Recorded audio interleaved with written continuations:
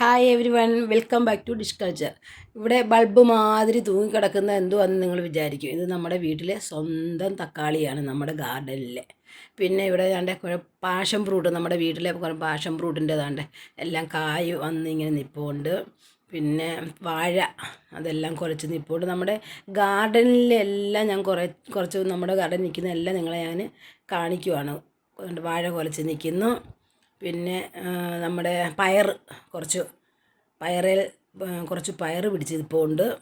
അത് അങ്ങനെ നമ്മൾ കുറച്ചായിട്ട് നിങ്ങളെ നമ്മുടെ ചെറിയ ഗാർഡനിങ് അതിനകത്തിൽ ഉള്ളത് നിങ്ങളെല്ലാം ഞാൻ കാണിക്കുകയാണ്.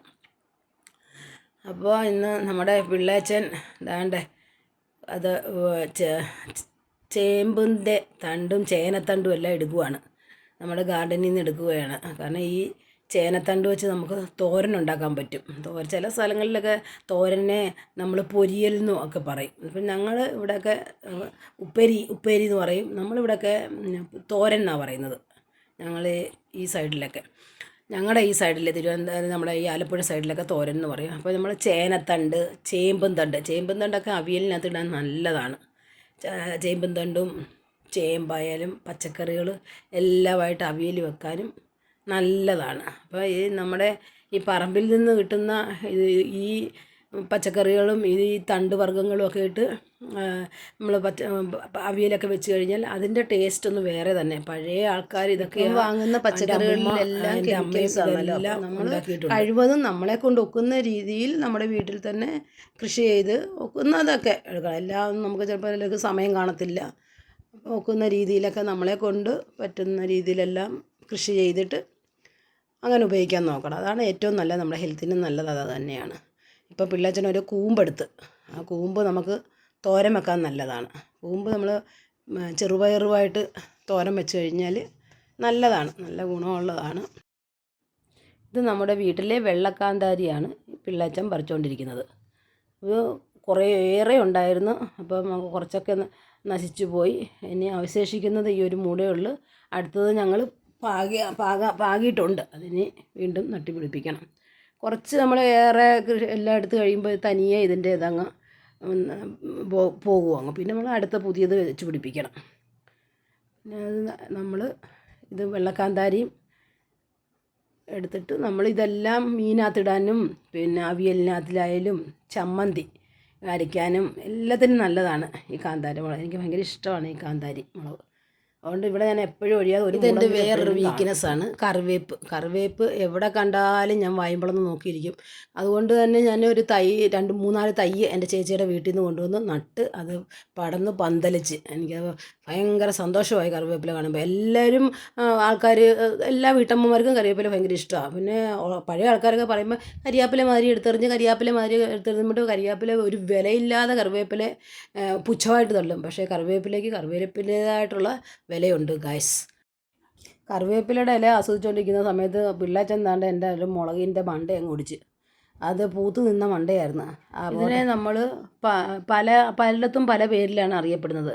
പപ്പായ, പപ്പാളി, പപ്പിത്ത, ഇത് എന്നീ പേരിലാണ് അറിയപ്പെടുന്നത്. പക്ഷേ ഞങ്ങൾ ആലപ്പുഴക്കാർ ഓമനത്തോടു കൂടി ഇതിനെ ഓമയ്ക്കായി, ഓമ എന്നതിനിടയ്ക്ക് പിള്ളേച്ചേട്ടൻ ഒരു ചേനത്തണ്ട് കൂടി ഒടിച്ചെടുത്തിട്ടുണ്ട്.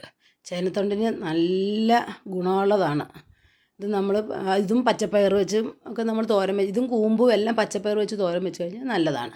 ഇപ്പം നമ്മളിനി കൂമ്പ് തോരൻ ഉണ്ടാക്കാൻ പോവുകയാണ്. ഇതിനകത്തില്ല ആ കൂമ്പ് ഇരിപ്പം ഉണ്ടായിരുന്നത്, അത് വെച്ച് തോരൻ. അതായത് നമ്മൾ പച്ചപ്പയർ കുറച്ച് നേരം വെള്ളത്തിലിട്ട് കുതിർത്തതിന് ശേഷം ഒരു കുക്കറിലോട്ട് ഇച്ചിരി മഞ്ഞളും ഉപ്പും ഇട്ട് നമ്മളിതിനെ വേവിച്ചെടുക്കും.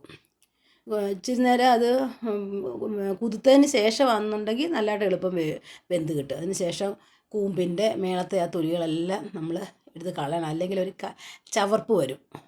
അന്നേരം നമ്മൾ ഇതിൻ്റെ ആ മേളത്തെ ഇതെല്ലാം എടുത്ത് കളഞ്ഞതിന് ശേഷം നമ്മൾ അതിനെ കുനുകുനാന്നരിയും. ഇതൊരു ചെറിയ കൂമ്പാണ് എടുത്തിട്ടുള്ളത്.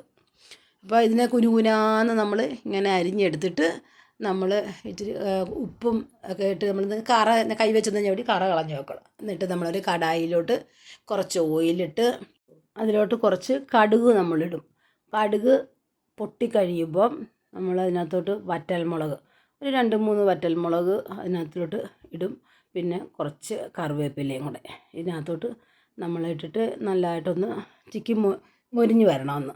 ഈ കടുവറുത്ത മുളകൊക്കെ ഒന്ന് നല്ലതായിട്ട് എണ്ണയ്ക്കകത്ത് കിടന്നൊന്ന് ഫ്രൈ ആയി വരണം. ഫ്രൈ ആയി വരുമ്പം അതിന് ശേഷമാണ് നമ്മൾ ഈ അരിഞ്ഞ് വെച്ചേക്കുന്ന കൂമ്പ് ഇതിനകത്തിലോട്ട് നമ്മൾ ഇടും. കടായിലോട്ട് ഇട്ടിട്ട് ശകലം മഞ്ഞപ്പൊടിയും ഉപ്പും ഇട്ട് നമ്മൾ ഇതിനെ ഒന്ന് ചിക്കിയെടുക്കും.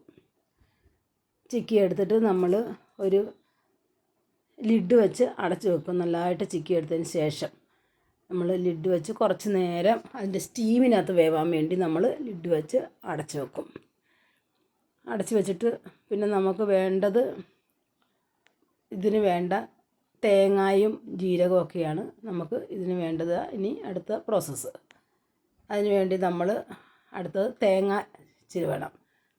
തേങ്ങയ്ക്ക് തേങ്ങ, വെളുത്തുള്ളി, ജീരകം, കറിവേപ്പില ഇത്രയും ഞാനെടുത്ത് അരച്ച് വെച്ചിട്ടുണ്ട്.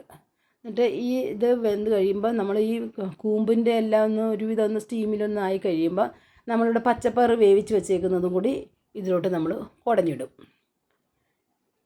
ഇതിനകത്തോട്ട് കുടഞ്ഞിട്ടതിന് ശേഷം നമ്മൾ ഇത് നല്ലതായിട്ട് ഇളക്കി യോജിപ്പിക്കണം. നല്ലതായിട്ട് കൂമ്പും ഈ പച്ചപ്പയറും കൂടെ നമ്മൾ ഇളക്കി യോജിപ്പിച്ചിട്ട് നമ്മൾ ഈ അരച്ച് വെച്ചേക്കുന്ന കൂട്ടും ഇതിനകത്തിലോട്ട് ഇടും. അതായത് തേങ്ങായും ജീരകവും വെളുത്തുള്ളി കറിവേപ്പില ഇതിനകത്തിലോട്ട് ഇട്ടിട്ട് നമ്മൾ തത്തിപ്പൊത്തി ഇങ്ങനെ വെക്കും. അതായത് സ്റ്റീമിനകത്തിലൊന്ന് വേവാൻ വേണ്ടി ഇങ്ങനെ വെക്കും. സ്റ്റീം കയറി അത് എന്നിട്ട് സിമ്മിലാണ് നമ്മൾ ഇടേണ്ടത്. സിമ്മിലിട്ടിട്ട് അത് മൂടി വെക്കണം. ഒരു 2 മിനിറ്റ് മതി. മൂടി വെച്ചിട്ട് നമ്മളത് അടുക്കി പിടിക്കാതെ നോക്കണം. എന്നിട്ട് പിന്നെ അത് നമ്മൾ നല്ലതായിട്ട് ഇളക്കി യോജിപ്പിച്ചിട്ട് ഉപ്പ് വേണമെന്നുണ്ടെങ്കിൽ ആവശ്യത്തിന് ഇടുക. അതിനുശേഷം എല്ലാം കൂട്ടി യോജിപ്പിച്ച് കുറച്ച് കറിവേപ്പിലയും കൂടി ഇട്ടിട്ട് മൂടി വെക്കുക.